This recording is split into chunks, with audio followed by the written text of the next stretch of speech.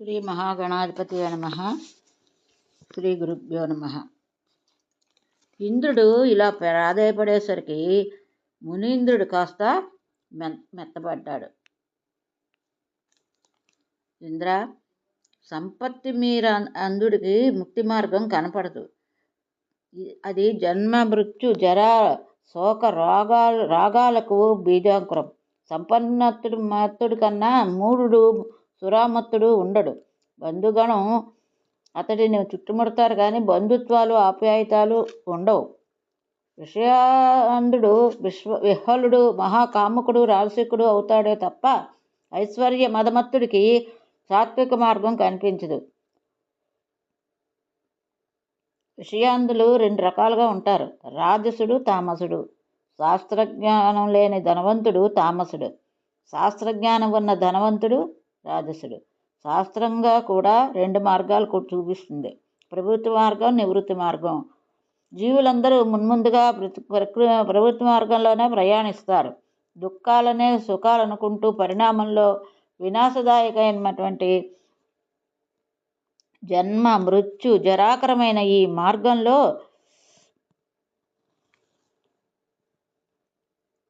అనేక జన్మల పర్యంతం పరిభ్రమిస్తారు. ప్రవృత్తి మార్గంలో ఉన్నవాళ్ళు ఆనందిస్తున్నాం అనుకుంటూ గడుపుతారు. కర్మానుసారం పశుపక్షాదులు జన్మల్లో ఎత్తి కడపటికి ఎవరో ఒక సాధు పురుషుడు తత్వదీపంతో ముక్తి మార్గం చూపిస్తే అప్పుడు భవబంధ విచ్ఛేదనానికి ప్రయత్నం చేస్తాడు. తపస్సులు చేసి నిరాహారంగా వ్రతదీక్షలు పూని అనేక జన్మల్లో ప్రయత్నించి నిర్విఘ్నము సుఖప్రదము అయినటువంటి ముక్తిప్రదాన్ని చేరుకుంటాడు. నారద, దూర్వాసుడు చేసిన ఈ ఉపదేశం శ్రద్ధగా ఆలకించి దేవేంద్రుడు వైరాగ్యం అంకురించింది. క్రమక్రమంగా స్థిరపడింది. కొంతకాలం పాటు దూర్వాసుడు ఆశ్రమంలోనే గడిపి తన రాజధానికి అమరావతికి బయలుదేరాడు. స్వర్గలోకమంతా దైత్య దానవ రాక్షస సంఘాల ఆక్రమణలో ఉంది. స్వర్గం అంతాను.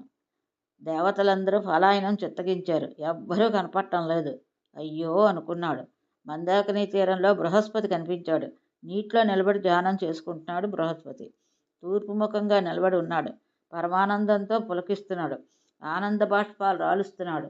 వరిష్ఠుడు, గరిష్ఠుడు, ధర్మిష్ఠుడు, బంధువర్గానికి ఇష్టుడు, జ్ఞానుల్లో శ్రేష్ఠుడు, భాతృవర్గంలో జ్యేష్ఠుడు, రాక్షసుల్లో అనిష్టుడు. బృహస్పతి ఒక జాము సేపటికి ధ్యానం ముగించి కళ్ళు తెరిచాడు. గట్టుకు వచ్చాడు. ఇంద్రుడు ఎదురుగా వెళ్ళి సవినయంగా నమస్కరించాడు. పాదాలపై పడి బిగ్గరగా విలపించాడు. దూరవాసం మునిపుంగవుడి శాపము, జ్ఞానప్రాప్తి, దానవ దురాక్రమణ అన్నీ వివరించాడు. బృహస్పతికి కోపంతో కన్నులు ఎర్రబడ్డాయి. శిష్య దేవేంద్ర, విన్నాను, అంతా విన్నాను. ఎందుకు రోధిస్తావు? ఏటి సాధించేదేమీ లేదు. గుండెలు చెక్కబట్టుకో. నీతిజ్ఞుడు ఎవడు ఆపదల్లో బెంబేలు పడ్డు. సంపత్తి కానీ విపత్తి కానీ ఏదీ శాశ్వతం కాదు. అన్నీ నశించిపోయేవే. శ్రమ మాత్రమే మిగులుస్తాయి. పూర్వజన్మలో చేసుకున్న సకల సుకృత దుష్కృత ఫలాలు జన్మలకి అనుభవించవలసిందే. ఇది ఎవరికీ తప్పదు. చక్రనేమి క్రమంలో సుఖదుఖాలు సంపద్విపత్తులు వస్తూ ఉంటాయి. అంటే చక్రంలో తిరుగుతుంటాయి అన్నమాట. సుఖదుఖాలు వస్తుంటాయి, పోతుంటాయి. ఇంకా దుఃఖించడానికి ఇవ్వాల్సిన అవసరం ఏముంది? అనుభవించడమే. అనుభవించకుండా ఏ కర్మము క్షయించదు. కల్పకోటి శతకోటి జన్మలెత్తినా నశించదు. శుభాశుభ కర్మఫలాలు అవశ్యానుభోక్తాలని వేదం చెప్తోంది. కృష్ణ పరమాత్ముడు చెప్పాడు. కర్మఫలానుభవం పూర్తయితే ముక్తి లభిస్తుంది. అను మాత్రంగా మిగిలి ఉన్న పునర్జన్మ తప్పదు. పూర్వజన్మల కర్మఫలాలను అనుభవిస్తూ ఇహజన్మలో నిష్కామంగా దేవ పూజాది శుభకార్యాలు చేస్తూ వెళ్ళగా ఎప్పటికో ముక్తి. కర్మఫలాలను భవపూర్తి. అలా కాక ఇహజన్మలో మళ్ళీ సకామ దుష్కర్మలు చేస్తే ముక్తి అసంభవం. జన్మ పరంపరలో రకరకాల అవతారాలతో కొట్టుమిట్టాడవలసిందే. అందుచేత ఇంద్ర, ఒకరికి శాపం కానీ ఒకరి ఆశీస్సు కానీ మన కర్మఫలాలే. మహాలక్ష్మి భరించిన మహాదైన్యం లభించిన కర్మఫలమే. కోటి జన్మల నుంచి ముక్కోటి జన్మలకైనా కర్మఫలం నీళ్ళ వెంటాడుతూ వస్తూనే ఉంటుంది. అనుభవించందే వదలదు. దేశ కాల పాత్ర భేదాల వల్ల కర్మఫలాల్లో హెచ్చుతగ్గులు ఉంటాయి. వస్తువులను దానం చేస్తున్నప్పుడు ఏ రోజున చేసినా ఫలం సమానమే. కానీ పుణ్యదినాల్లో పుణ్యప్రదేశాల్లో పుణ్యాత్ములకు పాత్రత ఇస్తే ఫలం కోటి రెట్లు అధికంగా ఉంటుంది. రైతులందరూ వ్యవసాయంలో కృషి సమానంగా చేసినా క్షేత్రభేదాన్ని బట్టి, అంటే నేల సారవంతము నిస్సారము బట్టి పంట దిగుబడిలో హెచ్చుతగ్గులు ఉంటాయి. అలాగే పాత్రభేదాన్ని బట్టి పుణ్యఫలం కూడా ఆధిక్యతలు ఉంటాయి. మామూలు రోజుల్లో విప్రుడికి దానం చేసిన దానికంటే అమావాస్య, రవి సంక్రమణంలో దినాల్లో దానాలు చేస్తే 100 రెట్లు ఎక్కువ ఫలితం లభిస్తుంది. చాతుర్మాసంలో కానీ పున్నమి నాడు కానీ అయితే అనంతం. చంద్రగ్రహణం నాడు కోటి గుణంగా, సూర్యగ్రహణం నాడు శతకోటి గుణంగా దక్కుతుంది దానం చేస్తే అన్నమాట. అక్షయ తిథి నాడు అక్షయ ఫలమే. ఇలాగే ఇంకా పుణ్యదినాల్లో చేసిన దానాలు అధికంగా ఫలితాలు ఇస్తూ ఉంటాయి. ఒక్క దానానికే కాదు, జపము, తీర్థస్నానము, దేవతారాధన మొదలైన సత్కర్మలన్నింటినీ ఇది వర్తిస్తుంది. కుమ్మరి కర్రతో చక్రం తిప్పుతూ మట్టితో కుండలు ఎలా తయారు చేస్తూ ఉంటాడో అలాగే బ్రహ్మదేవుడు కర్మసూత్రంతో ఫలాలు అందిస్తూ ఉంటాడు. కర్మఫలాలు పరతంత్రుడై జన్మలను రూపాలను సమకూర్చుకుంటాడు. ఆ బ్రహ్మదేవుడు కూడా నారాయణుడు ఆజ్ఞ మేరకే ఇవన్నీ చేస్తూ ఉంటాడు. నారాయణుడు విధాతకు విధాత, రక్షకుడికి రక్షకుడు, సంహర్తకు సంహర్త, కాలానికి కాలం. అతన్ని స్మరించుకుంటే ఆపదలు తొలగిపోతాయి. మహా విపత్తిలోనైనా మధుసూదన్ని తలుచుకుంటే అంతటి విపత్తిలోనూ మహా సంపత్తి కలుగుతుంది అని శంకరుడంతటి వాడు ప్రవచించాడు. బృహస్పతి ఇలా ధైర్యవచనాలు పలికి శిష్యుణ్ణి కౌగలించుకుని శుభాశిస్సులు అందించాడు. నారద, దేవేంద్రుడు మనసారా శ్రీహరిని స్మరించాడు. బృహస్పతిని వెంట పెట్టుకుని దేవగణంతో బ్రహ్మదేవుడి దగ్గరికి వెళ్ళాడు. దూర్వాసుడు శాపాన్ని, తన దురవస్థను, దేవతల స్థితిగతులను విన్నవించాడు. అందరూ శిరసా నమస్కరించారు. రక్ష రక్ష అన్నారు. చతుర్ముఖుడు మందహాసం చేసి, బిడ్డ, నా వంశంలో జన్మించావు. నాకు మనుమనవడివి, ఉచితానుచితాలు తెలిసినవాడివి, విచక్షణుడివి, పైగా బృహస్పతికి శిష్యుడివి, దేవతలకు అధిపతివి. నీ మాతామహుడు దక్ష ప్రజాపతి స్వయంగా విష్ణుభక్తుడు, ప్రతిభావంతుడు.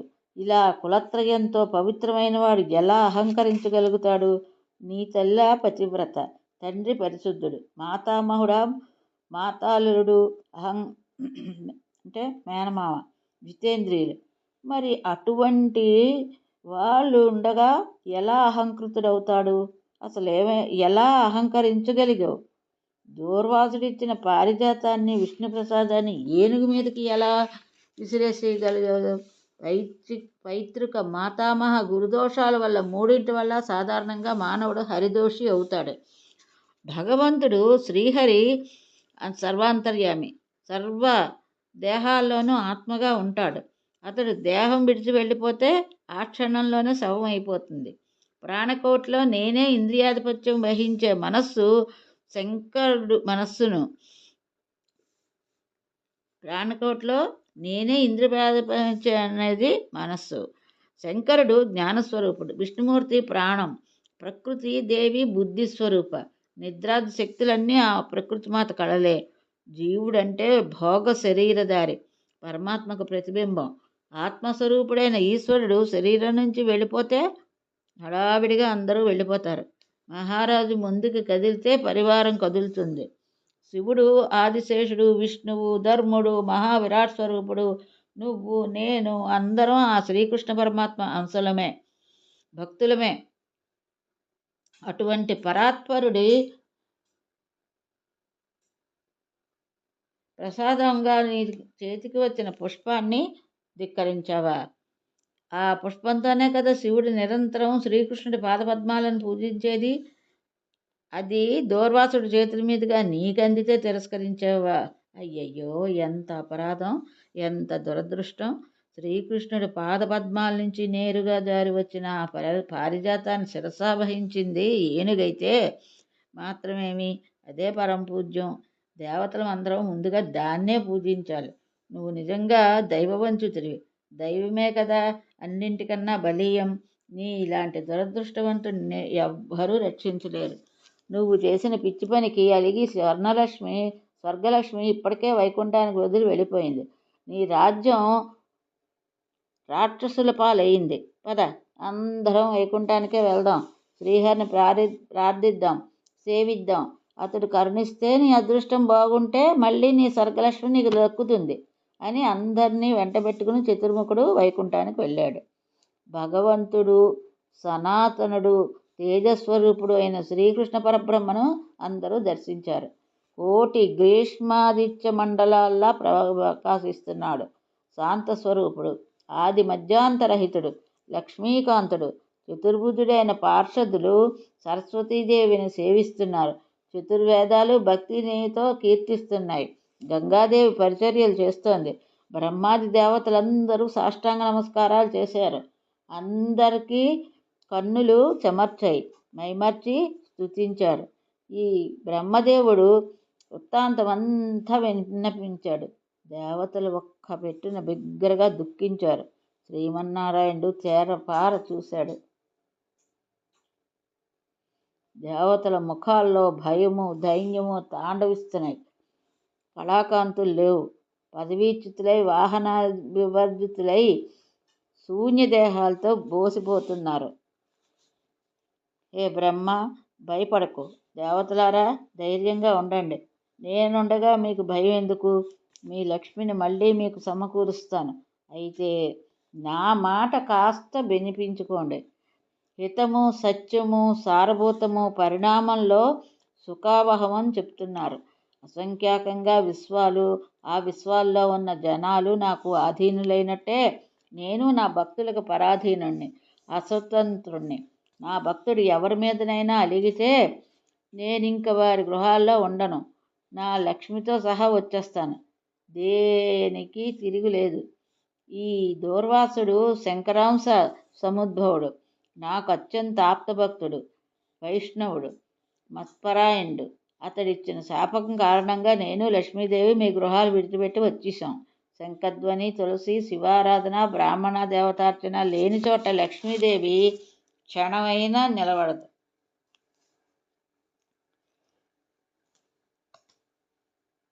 నా భక్తులను నిందించినా, నన్ను నిందించినా రమాదేవికి భరించలేని కోపం వచ్చేస్తుంది. తనకే పరాభవంగా భావిస్తుంది. హరివాసరాను కానీ, నా జన్మదినాడు కానీ ఉపవాసం ఉండక భుజించిన మూడునికి ఇంట్లో నిమిషం ఉండదు. హరివాసరాన కానీ, హరి జన్మతిథి నాడు కానీ ఉపవాసం ఉండాలని చెప్తున్నారన్నమాట. నా దివ్యనామాలని నమ్ముకునేవాడు, కన్యా విక్రయం చేసేవాడు, నా దివ్యనామాల్ని నమ్ముకునేవాడు కాదు, నా దివ్యనామాల్ని అమ్ముకునేవాడు, కన్యా విక్రయం చేసేవాడు, అతిథిని సత్కరించినవాడు లక్ష్మీదేవి ఆగ్రహానికి గురి అవుతాడు. అతడి గుమ్మమైనా తొక్కడు. ఆమె పాపాత్మల ఇళ్లకు వెళ్ళదు. సరే, పాపాత్మలకు ఇళ్లకు వెళ్ళే వారి ఇళ్లకు కూడా తాను వెళ్ళదు. ఆచార భ్రష్టులు, ధర్మ భ్రష్టులు అయితే వారికి గృహాల నుంచి తక్షణం నిర్గమిస్తుంది. సూపకారులుగా, వృషభవాహులుగా, అశుద్ధ హృదయులుగా, పరదూషకులుగా మారిపోయిన బ్రాహ్మణులంటే భయపడుతుంది. వారి చేతి నీళ్లు తాకవలసి వస్తుందేమో అని పారిపోతుంది మహాలక్ష్మి. అభక్త భక్షులన్నా, అగమ్యాగాములన్నా ఎంత అసహ్యమో చెప్పలేను. గోటితో గడ్డి పరకలు తెంపుతూ, నేలపై రాస్తూ నిరాశ నిస్పృహకు లోనైన వారింట లక్ష్మి నిలబడదు. సూర్యోదయ సమాన భుజించడం, పగటి నిద్రించడం, దివామైదునం ఇలాంటి అపరాధాలు చేసే బ్రాహ్మణుడి ఇంట లక్ష్మీదేవి అస్సలు ఉండదు. సంధ్యావిహీనుడు, అదీక్షితుడు, ఆచారవర్జితుడు అయిన విప్రుడు లక్ష్మికి ప్రథమ శత్రువు. ఆచారాన్ని పాటించిన వాడు అన్నమాట. తడికాళ్ళతో కానీ, నగ్నంగా కానీ నిద్రించే వారి ఇంటి నుంచి వెంటనే వెళ్ళిపోతుంది. వాచాలుడి ఇంట్లో కాలు మోపదు. అభ్యంగ స్నానం చేసి అపరిశుద్ధుణ్ణి తాకిన తొడలపై మద్దెలు వాయించుకున్న లక్ష్మి కోపం వస్తుంది.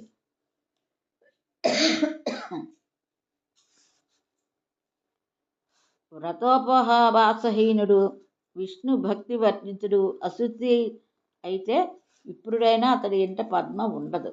బ్రాహ్మణులను ద్వేషించిన, నిందించిన, దయాహీనుడై జీవహింస చేసిన అటువంటి వారి లోగిళ్ళ నుంచి జగన్మాత లక్ష్మి కోపంతో పారిపోయి వచ్చేస్తుంది. హరిభక్తి, హరిసేవ, హరిగుణకీర్తన ఉన్న చోట తాను సర్వమంగళప్రదాయనిగా ఉంటుంది. శ్రీకృష్ణ ప్రశంస గాని, కృష్ణ భక్తుల ప్రశస్తులు గాని వినిపించే చోట స్థిరంగా ఉంటుంది. శంఖధ్వని, సాలగ్రామశిల, తులసి ఉన్న చోట వాటికి ధ్యాన వందనాది సేవలు జరిగితే ఆ చోట వెళ్ళి నిలుస్తుంది. శివలింగార్చన, శివగుణ స్తోత్రం, దుర్గార్చన, దుర్గాస్తుతి జరిగే తావుల్లో విప్రార్చన, విప్రసేవ, దేవతా పూజాధికం జరిగే గృహాల్లో, ఆలయాల్లో మహాలక్ష్మి స్థిర నివాసం ఏర్పరచుకుంటుంది. దేవతలకు వాస్తవాలను ఇలా ప్రబోధించి శ్రీమన్నారాయణుడు రమాదేవి వైపు చూశాడు. చిరునవ్వులు చిందించాడు. ప్రియా, నువ్వు కళాంత రూపంతో క్షీరసాగరంలో జన్మించు అని ఆజ్ఞాపించాడు. మళ్ళీ బ్రహ్మవైపు చూపులు తిప్పి, చతుర్వదన, క్షీరసాగరాన్ని మదించి శ్రీ లక్ష్మీదేవిని దేవతలకు ఇప్పించు అని చటుక్కున చెప్పేసి అంతఃపురంలోకి వెళ్ళిపోయాడు. కొంతకాలానికి దేవతలు క్షీర సముద్ర తీరం చేరుకున్నారు.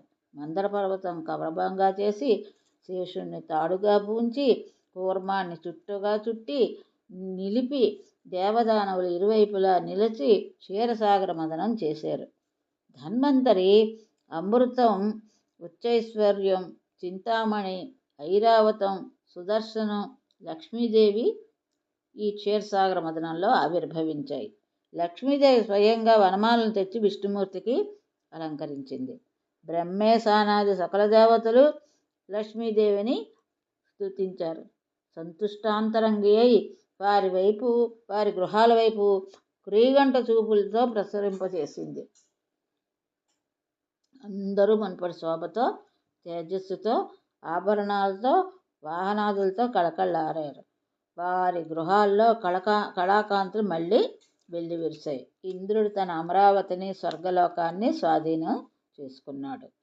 నారద, ఆ సమయంలో ఇంద్రుడు చేసిన లక్ష్మీ పూజ, ధ్యానం, స్తోత్రం సవివరంగా చెప్తున్నాను, తెలుసుకో. ఇది అని నారాయణ మహర్షి కథను కొనసాగించాడు. ఇంద్రుడు శుద్ధోదక కాలం స్నానం చేసి దౌత వస్త్రాలు ధరించి కలశ స్థాపించి ఆ క్షీర సముద్ర తీరాన్ని లక్ష్మీదేవి అర్చించాడు. ముందుగా గణేశ, దినేశ, వహ్ని, విష్ణు, శివపార్వతులను ఆవాహన చేసి పుష్పగంధాలతో పూజించాడు. పరమైశ్వర్య స్వరూపిణి మహాలక్ష్మిని ఆవాహన చేశాడు. బ్రహ్మదేవుడు పురోహితుడై వేదమంత్రాలు చదువుతుంటే వినయ వినమిత గాత్రుడై భక్తి ప్రపత్తులతో అర్చించాడు. మునీంద్రులు, దేవతలు, బ్రాహ్మణులు, బృహస్పతి, హరిహరులు అందరూ ఎదుట నిలిచి ఆనందిస్తున్నారు. పారిజాత పుష్పం తెచ్చి దాని మీద చందనం జల్లి ధ్యానించి మహాలక్ష్మి పాదపద్మాలకి సమర్పించాడు ఇంద్రుడు. సామవేదోక్తమైన ధ్యానం అది.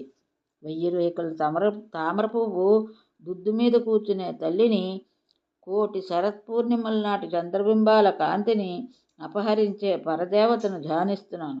తేజస్సుతో ప్రజ్వరిల్లుతూ, చూపులకు హాయి కొల్పుతూ, కాగిన బంగారపు రంగులో రూపంధరించి ఉన్న లక్ష్మీదేవిని ఉపాసిస్తున్నాను. పీతాంబరం ధరించి రత్నభూషణాలను అలంకరించుకొని చిరునవ్వులు చిందిస్తూ ప్రసన్న వదనంతో ప్రత్యక్షమైన సుస్థిర యౌవనవతి శ్రీహరి సతిని స్తుతిస్తున్నాను. శుభంకరి అయి సర్వ సంపదలను ఇచ్చే మహాలక్ష్మిని సేవిస్తున్నాను. ఇలా స్తుతించి షోడశోపచారాలు మంత్రపూర్వకంగా చేశాడు ఇంద్రుడు. విశ్వకర్మ ప్రత్యేకించి నిర్మించి తెచ్చినటువంటి దివ్య సింహాసనం సమర్పించి పుష్ప చందన దూర్వాది సంయుతంగా గంగోదకాలను, శంఖతీర్థాలను, అర్ఘ్యపాదాలను ఇచ్చి అమలకీ ఫలయుక్తంగా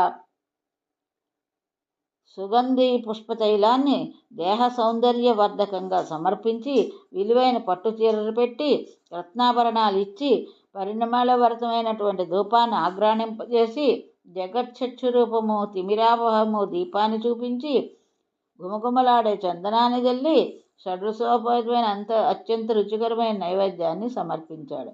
అన్నము, పాయసము, స్వస్తికము, పక్వఫలాలు, కామధేనువిచ్చిన పాలు, పెరుగు, వెన్న, నెయ్యి, చెరుకు, బెల్లం, గోధుమ రవ్వతో బెల్లం, పాలు, నెయ్యి కలిపి వండిన మిష్టాన్నం ప్రసాదం నివేదన చేశాడు ఇంద్రుడు. ఇది ఈరోజు భాగవతం. ఇంతటితో స్వస్తి.